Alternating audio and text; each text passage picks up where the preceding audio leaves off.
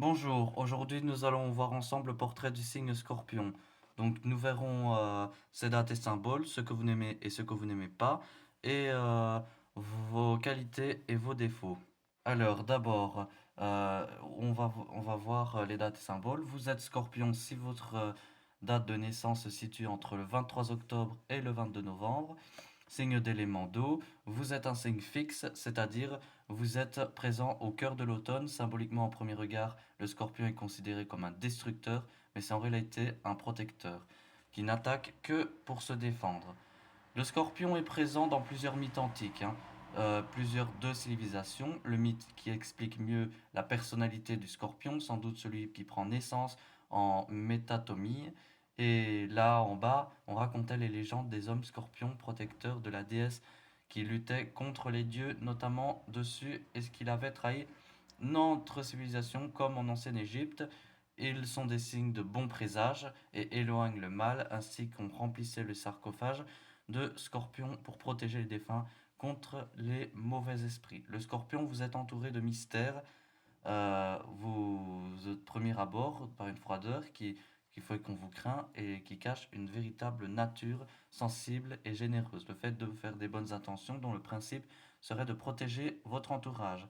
Les gens qui composent votre couleur, c'est le rouge foncé. C'est la passion, le désir, le petit côté sombre. On a du mal à le distinguer, mais il nous attire comme le feu, il nous réchauffe, mais il peut aussi nous brûler si on nous approchons trop vite de lui. Il faudra donc en avant l'apprécier, l'apprivoiser et ainsi le maîtriser. Alors, il ne sera pas plus en danger, hein. Sa planète, c'est Pluton, Hadès chez les Grecs, du monde d'en bas, des enfers, Hadès règne sur les morts, mais ici, la mort n'est pas un synonyme de fin, mais plutôt de renaissance. Cet astre influence toujours pour être en quête continuelle de votre personnalité qui vous rend envoûtant et que il est saisissant, que vous êtes toujours dans cette quête de soi, que vous puisez dans votre monde souterrain et élément de votre transformation pour renaître de vos cendres, car avec vous, le changement, c'est une étape un peu moins agréable, hein. C'est la destruction par rapport à l'ensemble des signes du zodiaque, donc vous avez la capacité de rebondir à chaque échec, une expérience qui vous rend meilleur et vous ouvre vers un avenir plus radieux. Donc voyons maintenant ce que vous aimez et ce que vous n'aimez pas. Vous aimez la poésie, les arts, votre sensibilité se révèle souvent, vous cultivez une passion secrète pour l'écriture, mais celle-ci, vous avez du mal à vous dévoiler. Vous écrivez avant tout pour que vous ne partagez pas avec tout le monde, hein. Pourtant, vous êtes très doué, hein.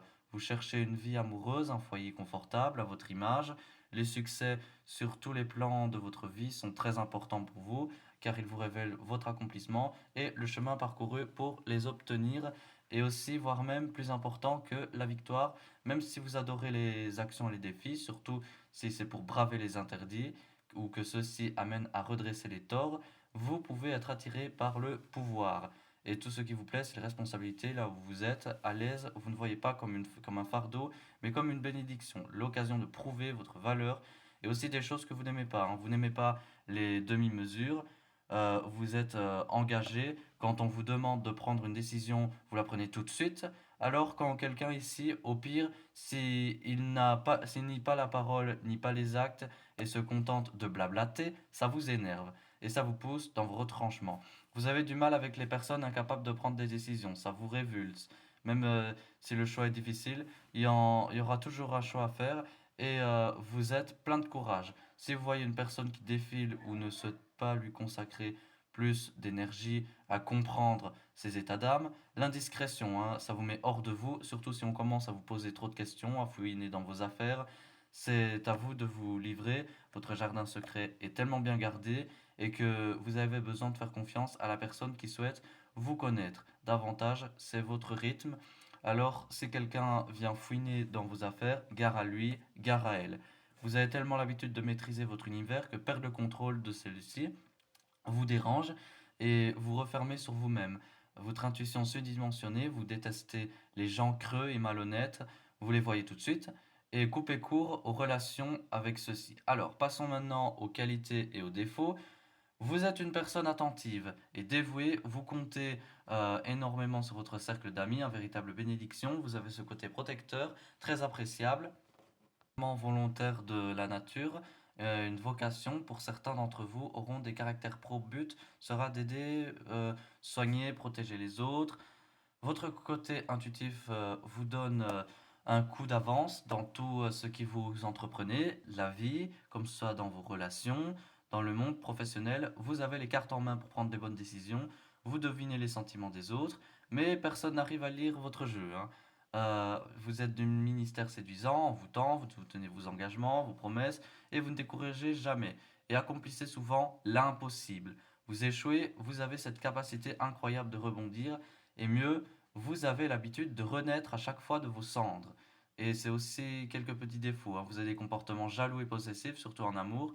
Vous entrez dans une telle passion que vous avez tellement peur de vous livrer à la base, et que si vous entamez une relation et que sans doute s'installe, eh ben, ça peut vous rendre jaloux et vous n'avez qu'une seule, c'est que votre partenaire vous trahisse. Ça remettra en cause votre sens développé pour l'intuition. Ainsi, vous détestez vous tromper. Si cela vous arrive, vous pouvez rentrer dans un comportement destructeur et autodestructeur jusqu'à faire table rase du passé, de démarrer une nouvelle vie par la suite. Et puis on entre, puis quand on entre, bah, vous lâchez rien. Cette attitude plutôt bien vue dans certaines situations, mais cela peut aller très loin hein, avec vous malheureusement. Au bout d'un moment, vous vous rendez compte qu'il est trop tard et ça vous touche au plus profond de vous et les regrets pourront s'installer. Vous n'aimez pas la demi-mesure du coup, donc vous ne l'appliquez pas à vous-même et quelquefois vous pouvez avoir des réactions trop passionnées, surtout si s'ils sont accompagnés de rancœur et de colère. Votre côté mystérieux, si beau séduire, est difficile. Votre partenaire de savoir ce qui ne va pas car vous avez un mur et souvent dans le silence. Alors il faudra prendre sur vous pour faire le premier pas. Mais c'est pas évident hein, car c'est pas votre nature. Au fond, vous avez un besoin énorme de stabilité. On ne peut pas être avec vous qu'on croirait quelquefois des mineurs de profession, mais en réalité, vous cachez un cœur pur tourné à 100% vers les autres, au service d'autrui. Seulement, ici, il ne faut pas chercher d'ennui car et ne pas vous provoquer, sinon vous le ferez regretter.